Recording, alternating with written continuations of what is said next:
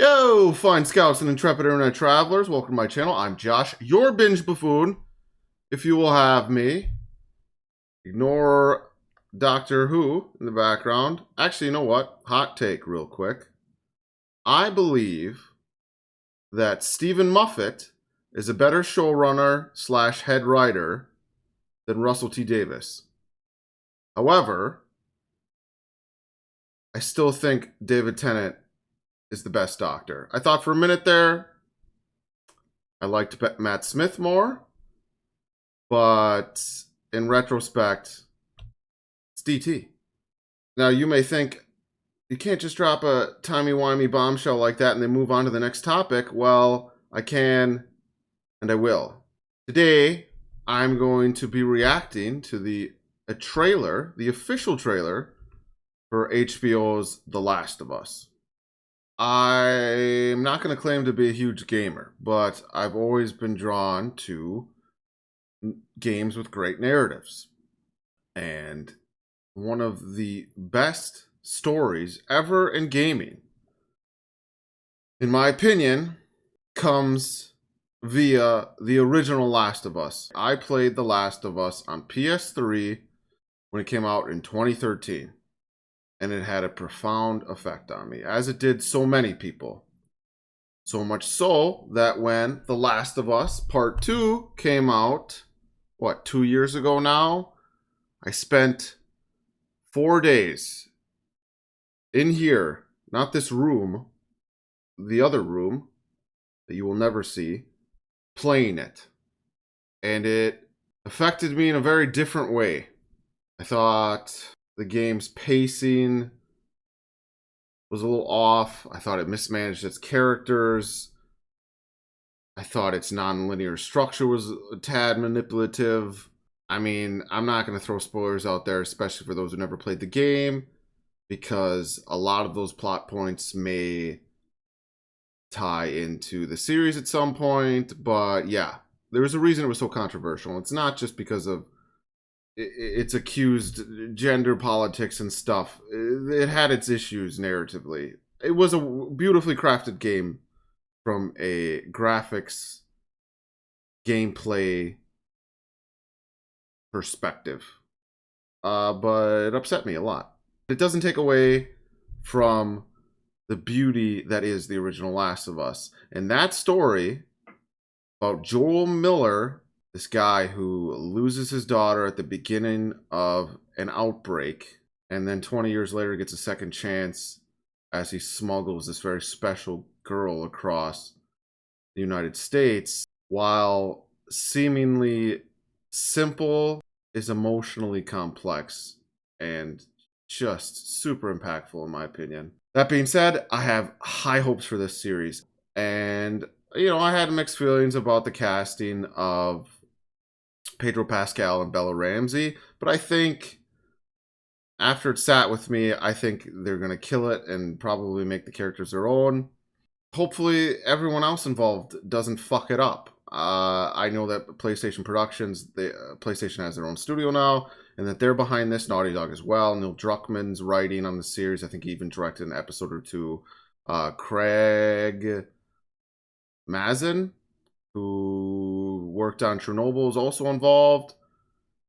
Talent's there. I know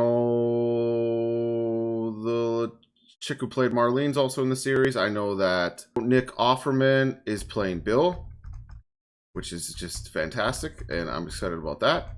Gabriel Luna is playing Tommy, and I don't remember who's playing Tess.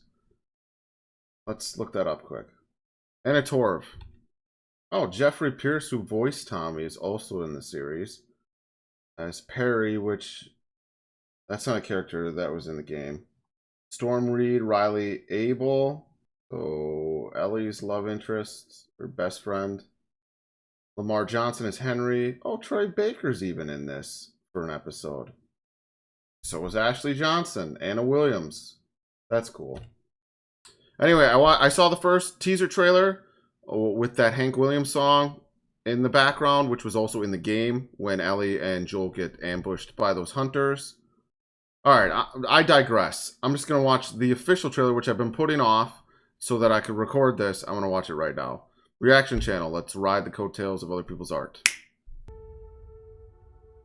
If you don't think there's hope for the world, why bother going on? That shot looked great. You haven't seen the world, so you don't know.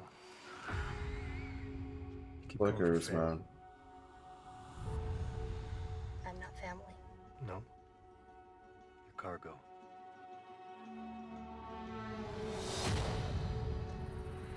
Why are you so important? I know. West.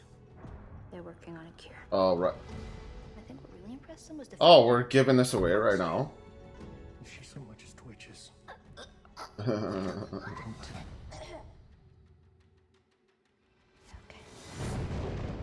Alright. I like the snark.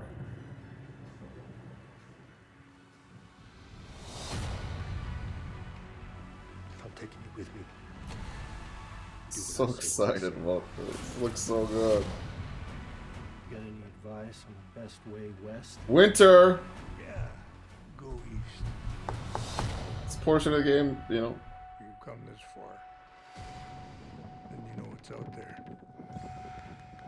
We're gonna see a bloater or something? That'd be fucking sweet. Scared him?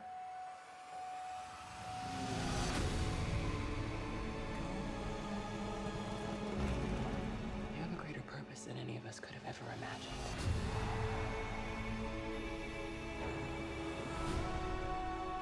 Be careful who you put your faith in. You might not be her father, but you were someone's. Yeah. You trust me? We're gonna get a lot more Bill, huh? Well, a lot more everybody.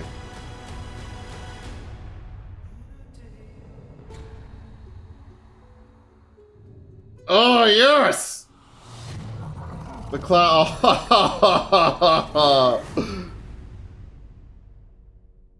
Oh, that's right. Isn't, I forget the name of the guy who scored the game, but he's doing the show too, right? Because they did that little bit, the instrumental at the end there. Gustavo Santaolalla. Yeah. I would legitimately listen to The Last of Us' score on Spotify sometimes. Just because I found it calming, as weird as that sounds. Where do I start? What I didn't mention before is I know Naughty Dog and PlayStation produced on the Uncharted movie with Tom Holland and Mark Wahlberg. I mean, I'm a big fan of the Uncharted games as well, and I don't know. The movie was enjoyable, I suppose, if you're a casual moviegoer, but it really just didn't feel like Uncharted to me. It's got to be its own thing, but it still has to tap into the magic that people experienced with the IP in its original medium. For example, a lot of people saw that short film on YouTube starring Nathan Fillion, which really captured just in like not even a half hour. I don't remember how long that was. I wouldn't be surprised if it was 15 minutes. It captured the look and feel of Uncharted. Well, sort of. I mean, I guess stylistically it was equatable like a Fast and Furious movie or something, but just with Nathan Fillion and everything, and it's just great. The Last of Us, I mean, it could be a shot for shot, word for word, 1-to-1 of the game because The Last of Us is so rich and the writing is so good. They could do that. But based on this trailer, that's not what they're going to do. They're going to take what worked and they're going to build upon it. And they're going to treat the characters we love as if they've evolved into something else. But the essence of them is still there. I mean, that's what I hope happens here. There's a moment in this trailer where Ellie asks Joel his reason to keep going. And he says family, which that does feel like a departure from the game. I don't know if that was his motivation at the beginning of the game. Him and Tommy were estranged. I guess he had Tess. I feel like all Joel cared about it after the death of his daughter and the beginning of 20 years later was surviving. He even tells Ellie at the end of the game, I struggled a long time with surviving. Keep finding something to fight for. Which is a lot broader of a statement than family's the reason to keep going. Hopefully that doesn't mean that the show is going to be less nuanced than the game.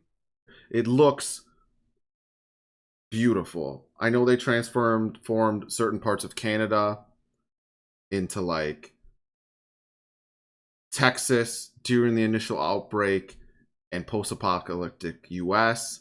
The clickers look dope. The bloaters look dope. I know video game adaptations have such a bad track record, but there's just no reason this shouldn't hit based upon everyone that's involved. Not to mention Pedro Pascal's streak as this reluctant father figure who then becomes the ultimate father. Right. So all that's in what needs to work in this series is the relationship between Bella Ramsey and Pedro Pascal. That's the nucleus. That is what has to work. We have to love them. Not love them necessarily. We have to love Ellie almost right away. Joel, we have to kind of hate and not trust. And it's Ellie that turns him. It's weird that I mentioned Doctor Who before because it's kind of like that, right? The Doctor needs companions. He needs people to be with him or he hardens up and he loses his humanity even though he's not a human. That's Joel at the beginning of Last of Us. He's this utilitarian, hardened person. He's a savage, man. And he's not necessarily a good guy. You could argue he never necessarily becomes a good guy, but Ellie definitely softens him. And that's a poetic thing about the story is because he loses his daughter, spoiler alert, to military during the initial outbreak. And then the person to give him reason, a purpose again, is a girl who's like the reincarnation of his daughter almost. She becomes his world. And she's this hopeful character. You know, she's this hopeful, funny, endearing character. Contrasted with the world that they're in that's so dark and horrific. Joel's focus goes from that world to her. Gradually, obviously. And then many of us know how he's presented with a choice and yada, yada, yada.